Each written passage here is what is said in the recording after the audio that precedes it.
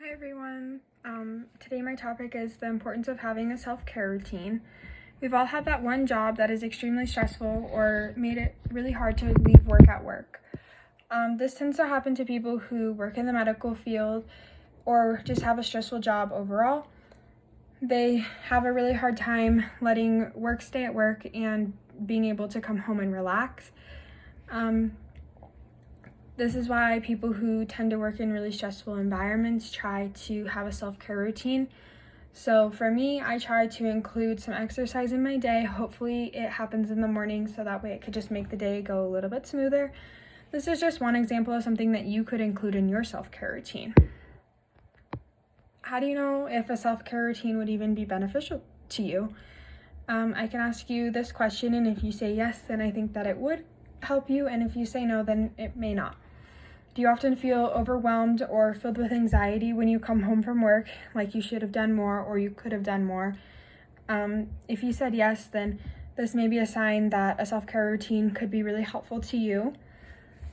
You can overall help yourself feel happier and healthier again, and you can start to just make more time for you and the things that you enjoy, and you'd be surprised at the overall change in your health.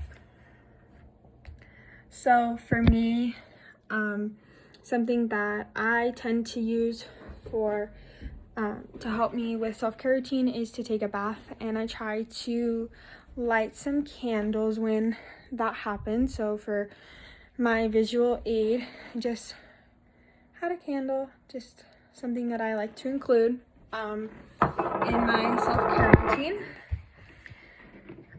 If you're wondering how to start a self-care routine, because I know that can be hard without help, you can start off with what is self-care and what isn't. So we all have responsibilities throughout the day that we have to get done, such as going to work or, taking care of kids, whatever it may be. So those are all things that we have to do. So a self-care routine or something that you can include in a self-care routine should be something that you don't have to necessarily do, like taking a long hot bath or just getting outside for some fresh air and some exercise. Another really important tip could be figuring out what helps keep you grounded in life. So if you're constantly saying, I really want to be at the beach, or I really want to be at, just your favorite place, then you can try to find somewhere local to you that maybe reminds you of that place. We have a lot of trails behind our house that I enjoy going to hike at because I just love being on the outdoors and just seeing new scenery. So that's something that helps me. Another really important thing would be to set goals that are achievable. So if you work a lot of hours during the week and you decide that you're going to do your self-care routine every night a week, it may not be quite an achievable goal. So you could start with something like, I'm going to do my self-care routine 1 to 2 times a week. So with that being said, you can always have room for improvement. So check in with yourself every 1 to 2 weeks, each week, and decide, oh, okay, I could definitely do 3 to 4 times a week to be able to do this. So it's just all about moderation and how you feel. And definitely just holding yourself accountable and just focusing on the good things that you have done, like the goals you've already achieved. For the article that I chose to use in this, the lady that wrote it, her name is Courtney, and it's cited in here. She says to reflect on how you're feeling and note any positive benefits. Use this fuel to maintain the behavior throughout the month. So just keep going and just keep trying to have a positive outlook and just try to remember that it's for the better. You're getting healthy. So for instance, she also stated a way that you could try, this is just an example, if you're trying to unplug from electronic devices in order to be more present, start with a short amount of time, like 20 minutes during dinner. When you successfully stick to that for a week, you can set a more challenging goal. So a perfect example of how to set a goal that you can achieve. How this helps our day-to-day life, if you think that a lot of the symptoms in the beginning or the question that I asked in the beginning is something that pertains to you, there's definitely a way to help you feel better and not have work kind of consume your life. It can help with your physical health, boost your emotional health, and it can even help your immune system.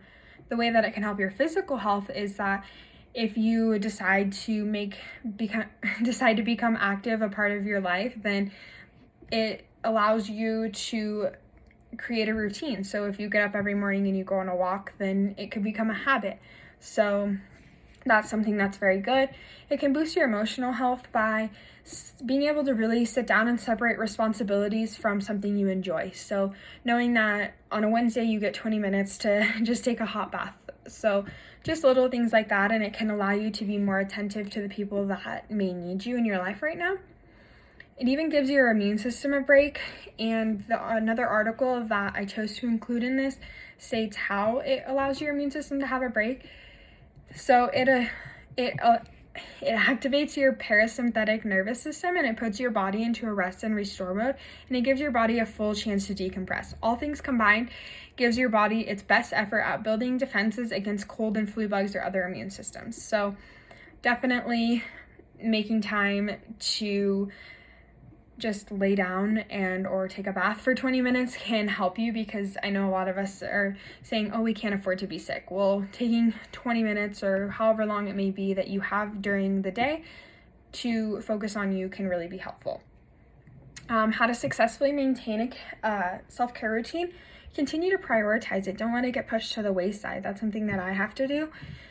Make a routine out of it, and eventually it'll become a habit. It takes 6 weeks to make a habit. So just don't give up, and remember that it's for the better.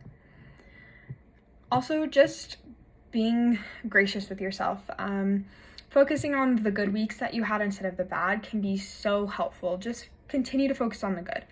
So in conclusion, taking care of yourself allows you to be a good friend, or a good employer, friend, family member, and anything else you can think of. Making sure that your batteries are recharged is so important, and I hope that we can all do better about sticking to our self-care routines. Everyone's routine is so different, which is so awesome, and what can make it so easy to start a self-care routine. I also hope that you are all able to take something away from this speech to help better your health. And I know we all get so busy, and we forget how important it is to take care of our bodies, so I'm really hoping that this can be a positive reminder for you guys. Thank you.